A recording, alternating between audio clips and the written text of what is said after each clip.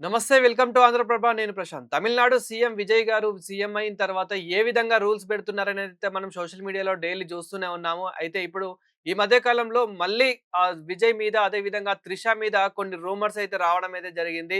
ముఖ్యంగా ఉదయనిధి స్టాలిన్ గారు కొన్ని అనుచిత వ్యాఖ్యలు చేశారని చెప్పేసి అతన్ని కూడా అరెస్ట్ చేయడం జరిగింది. ఇప్పటి నుండి ఇక ఎవరైనా నోరు దాటి ఇంకా ఏదైతే అనుచిత వ్యాఖ్యలు చేస్తారో, ఇంకా ఎవరైతే హద్దులు మీరి మాట్లాడతారో వాళ్ళ మీద సివియర్‌గా మేము యాక్షన్ తీసుకుంటాము. ప్రభుత్వం యాక్షన్ తీసుకుంటుంది అని చెప్పేసి దీనిపైన విజయ్ గారైతే స్పందించడం అయితే జరిగింది. విజయ్ గారైతే దీని మీద మాట్లాడడం అయితే జరిగింది. అదే విధంగా మనము దాదాపు ఎప్పుడైతే విజయ్ గారు రాజకీయాల్లోకి ఎంటర్ అయ్యారో, రాజకీయాల్లో ప్రచారాలు మొదలుపెట్టినప్పటి నుండే త్రిషకి, విజయ్‌కి చాలా రూమర్స్ అయితే స్ప్రెడ్ అయితే చేయడం అయితే జరిగింది. అదే విధంగా కొన్ని చాలా మంది కామెంట్స్ కూడా చేయడం జరిగింది. ఇదే క్రమంలో ఇప్పుడు మొన్న ఉదయనిధి స్టాలిన్ గారు ఒక మీటింగ్‌లో గూడా దాంట్లో త్రిష గురించి ప్రస్తావిస్తూ అంటే అందులో ఎవరైతే నేతలున్నారో, ఆ నేతలు కొందరు త్రిష, త్రిష అని అరవడము, దానికి ఇంకా ఉదయనిధి స్టాలిన్ ఒక కామెంట్ చేయడము, ఆ కామెంట్ అనేది డబుల్ మీనింగ్ లాగా ఉంది అని చెప్పేసి ఉదయనిధి స్టాలిన్ మీద ఒక కేస్ పెట్టి అయితే ఉదయనిధి స్టాలిన్‌ని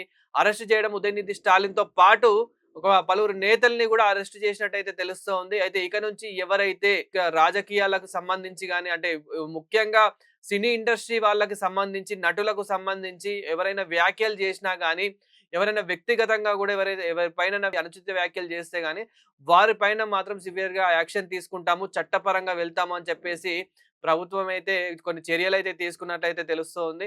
అయితే ఇంకోటి త్రిష గారి గురించి గూడా మాట్లాడాలి అనుకుంటే గనక చాలా మంది ఇప్పటికే త్రిషని రాజకీయాల్లోకి రావాలి, మీరు వస్తేనే బాగుంటుంది అని చెప్పేసి గూడా కొందరు కోరే వాళ్ళు గూడా ఉన్నారు. ముఖ్యంగా తమిళనాడులో చాలా మంది పోస్టర్‌లు గూడా, బ్యానర్‌లు గూడా పెట్టిన పరిస్థితి అయితే మనకు కనిపిస్తూ ఉంది.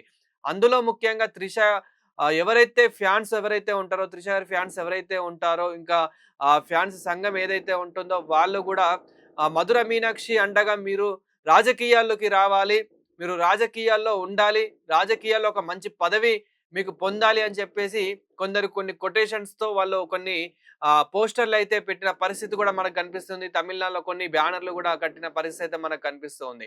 అయితే ముఖ్యంగా చాలామంది ఇంకేమనుకున్నారు అనంటే గనక విజయ్ గారు సీఎం అప్పుడు ఏదైతే ఎలక్షన్ రిజల్ట్ వచ్చిందో, ఎలక్షన్ రిజల్ట్ వచ్చినాక గూడా మనకి 2, 3 రోజులు అతనికి ఏవైతే కొన్ని సీట్స్ అనేటివి తగ్గాయో, ఆ 2, 3 రోజుల్లో గూడా చాలా విమర్శలొచ్చాయి. ఒకవైపు త్రిష గారికి ఇంకొక ఎమ్మెల్యే సీట్ ఇస్తాడేమో, ఎందుకంటే 2 చోట్ల గెలిచాడు గాబట్టి, ఒక చోట ఇంకా త్రిష గారినే నిలబెడతారేమో, అక్కడ త్రిషనే ఎన్నుకుంటారేమో, ఇట్లాంటివి గూడా చాలా రూమర్స్ అనేటివైతే చాలా వచ్చాయి. ఏదేమైనప్పటికీ ఇక నుంచి గనక ఎవరైనా అనుచిత వ్యాఖ్యలు చేస్తే గనక వాళ్ళని వదిలేదే లేదు అంటూ తాడో పేడో తేల్చుకుంటామంటూ ఇలా కొన్ని విజయ్ గారు వ్యాఖ్యలు చేసినట్టయితే సోషల్ మీడియాలో చాలా వైరల్ అవుతూ ఉంది ఇప్పుడు.